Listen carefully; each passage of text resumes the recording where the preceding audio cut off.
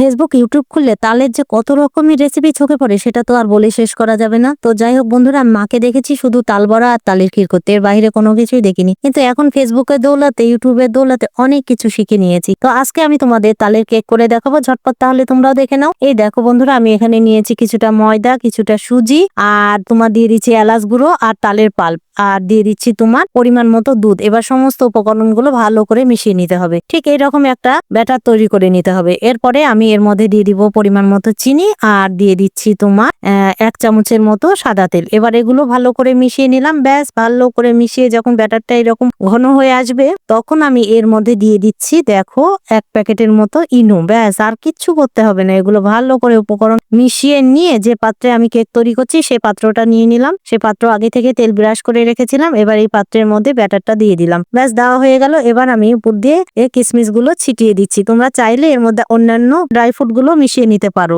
এরপরে আমি এই দেখো উনুনের উপরে কড়াই বসিয়ে দিয়ে সেখানে জল দিয়েছি, আর একটা স্ট্যান্ড বসানো আছে। এবার এই স্ট্যান্ডের উপরে গামলাটা বসিয়ে দিলাম। এবার একটা ঢাকনা চাপা দিয়ে ঢেকে দিলাম, আর উপর দিয়ে একটা তাওয়াটা চাপা দিয়ে দিলাম। ব্যাস, এরপরে 40 মিনিট পরে আমি এই তো কেক নিয়ে চলে এসেছি বন্ধুরা। ক্যামেরা অন না করে আমি কেকটা খুলে নিয়েছি। পরে দেখতে পেয়ে যাই হোক তাড়াতাড়ি করে ক্যামেরাটা অন করলাম, আর এই দেখো কেকের অবস্থা। কেকটা একটু চারিদিক দিয়ে খুলে গেছে, কিন্তু বিশ্বাস করো খেতে কিন্তু দারুণ হয়েছিল। এবার আমি এই দেখো পিস পিস করে কেটে তোমাদের দেখাচ্ছি। দেখো কত সুন্দর হয়েছে। তো একবার হলেও বাড়িতে তোমরাও ট্রাই করো, সত্যি বলছি দারুণ হয়েছিল খেতে।